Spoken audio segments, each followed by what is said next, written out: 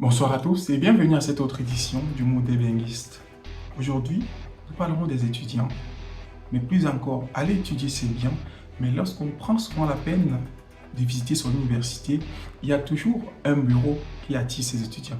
Mais aussi, accoucher à l'étranger, c'est très important, mais les Africains sont de plus en plus nombreux à planifier cela. Pourquoi? À suivre. Le Québec, depuis un bon moment, a ralenti l'arrivée des étudiants étrangers dans le territoire. Pourquoi? Quel est l'impact? Tout de suite, vous aurez plus d'éléments à cette question. Merci et à tout de suite pour le développement.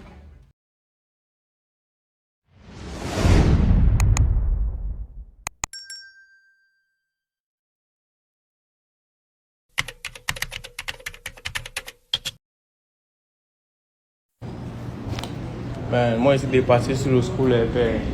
Le school est big, il y a au moins 150 bâtiments, tout c'est récent. Il y a même 1000, il y a au moins 1000 bureaux. 1000. Mais il y a un bureau que moi je remarque. Tout ça c'est récent, moi je remarque un bureau. Attendez, je vais vous dire pourquoi je remarque le bureau.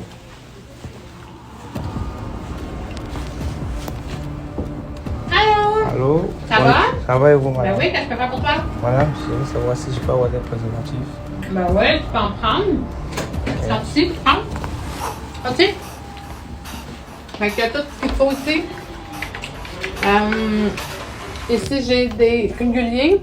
Non, je vais prendre ici. Ouais, là. Merci. Bonne journée. Bye. Merci.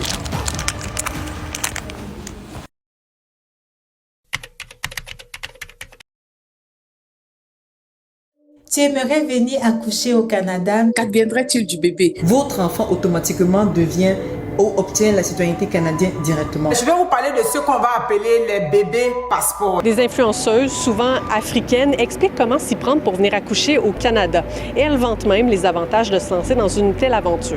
J'appelle ça un investissement, venir accoucher au Canada ou aux États-Unis, pour la première raison, pour que, bon, elle prévoit que demain l'enfant grandit, il peut venir étudier au Canada à moindre coût. Vous savez, par exemple, nous qui sommes africains, ce continent de l'incertitude, comme je le dis toujours, avec des perturbations sociales, tu peux automatiquement rentrer au Canada parce que tu es un citoyen canadien. Ça peut arriver qu'un tourisme, une personne qui va venir accoucher au Québec, elle est vraiment en vacances, puis elle accouche peut-être de façon précoce.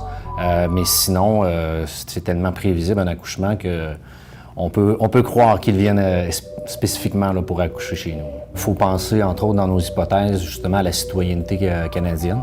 Donc, un enfant qui vient naître au Québec va avoir un certificat de naissance là, localement. Donc, toutes les possibilités ou les facilités qui viennent par la suite là, au niveau de besoins futurs en lien avec la citoyenneté canadienne. C'est toutefois assez difficile d'avoir un portrait clair de la situation. Au Saguenay-Lac-Saint-Jean, le CIUS a comptabilisé 30 accouchements de femmes non résidentes en 3 ans. À titre comparatif, le CIUS du nord de l'île de Montréal en a répertorié 420 sur 4 ans. Mais de nombreux établissements ne consignent pas de telles données. Plusieurs comptabilisent l'ensemble des visites de non-résidents sans assurance maladie, toutes raisons confondues. C'est notamment le cas du CHU de Québec qui a enregistré 218 visites en 2020-2021. Une statistique qui a fait un impressionnant bond à 2893 en 2024. Dans Chaudière-Appalaches aussi, la hausse est frappante. On est passé de 320 visites il y a 4 ans à 1650 visites. Le CIS est toutefois en mesure de nous dire que 25 de ces visites qui sont survenues en 2023-2024 étaient des accouchements de non-résidentes. Maintenant, qu'est-ce qui explique cette hausse? Bien, voici la réponse du CIS de Chaudière-Appalaches. On connaît les réseaux sociaux, là. Des fois, on publie une simple vidéo, puis ça devient viral, puis ça se propage très rapidement. Ça, c'est certainement un élément clé, un élément qui justifie la croissance. Maintenant, c'est quoi l'enjeu pour nos hôpitaux? Ça crée d'abord un achalandage accru dans des hôpitaux qui, on le sait, sont déjà surchargés, mais il y a aussi de nombreuses factures qui demeurent impayées. C'est de la clientèle additionnelle qui arrive pour chercher des services de santé. L'enjeu, c'est financier. Donc, nous, on a l'obligation de donner des soins de santé à quelqu'un qui se présente. dans notre établissement. Et par contre, quand il se présente sous son statut de non-résident, bien là, dans nos systèmes, ça déclenche automatiquement un traitement particulier. Et bien, selon la tarification du ministère, c'est des factures qui peuvent grimper assez rapidement. Puis l'enjeu est de recouvrer ces sommes-là. Le CIUS du Saguenay-Lac-Saint-Jean a décliné notre demande d'entrevue sur le sujet. Même chose pour le CHU de Québec qui qualifie le sujet de sensible.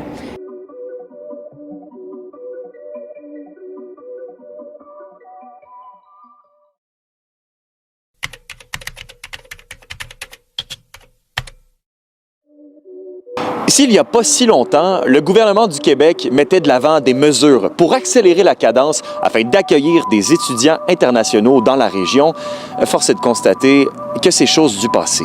Avec la suspension de 2 importants programmes, le gouvernement enlève carrément l'option rapide afin de venir étudier au Québec pour les 8 prochains mois. Bien, l'impact très concret, là, c'est qu'à partir de hier, en fait, il y avait sur le site web, en fait, du ministère de l'Immigration du Québec, pour les personnes immigrantes qui veulent appliquer, il y avait une option qui avait disparu. C'est une perte d'option, c'est une perte de chance, et à quelque part, c'est une perte d'intégration durable, en fait. Une mesure qui va toucher les étudiants collégiaux et universitaires, incluant ceux à la maîtrise et au doctorat. Si les étudiants étrangers présentement inscrits dans un programme sont à l'abri, le robinet se ferme sérieusement sur les prochains. Je vous dirais incompréhension, inquiétude, surtout là, dans nos organisations, là, à la fois celle de l'Université du Québec en Abitibi-Témiscamingue, mais partout dans le réseau universitaire. Et c'est donc de venir limiter le nombre d'étudiants internationaux. Ben, pour l'Abitibi-Témiscamingue, ça serait honnêtement une sorte de catastrophe annoncée, là. Avec ce moratoire de 8 mois, Québec entend présenter un scénario de baisse du seuil d'immigration pour les années à venir. C'est la région qui pourrait le plus en souffrir, selon les 2 intervenants. On est en train de tuer une mouche avec un bazooka actuellement et qu'on est pris dans un tir croisé entre le gouvernement fédéral et le gouvernement provincial dans leur chicane constitutionnelle par rapport à l'immigration. En fait, nous, on trouve que le ministre se donne beaucoup de pouvoir. Et c'est dangereux. C'est vraiment dangereux. Ça vient une atteinte à la liberté des universités. Le moratoire est pour le moment fixé à 8 mois. Mais tout pourrait changer, selon le recteur de l'UQAT. Ce dernier se rend d'ailleurs devant le gouvernement la semaine prochaine afin d'exclure au minimum les étudiants à la maîtrise et au doctorat. Merci à vous d'avoir écouté jusqu'à la fin. On se donne juste rendez-vous la prochaine fois pour une autre édition. Mais avant, n'oubliez pas, likez, partagez, mais abonnez-vous pour ne rien rater sur le mode DBNGIST, les informations concernant nos frères africains qui sont à l'extérieur. À très vite.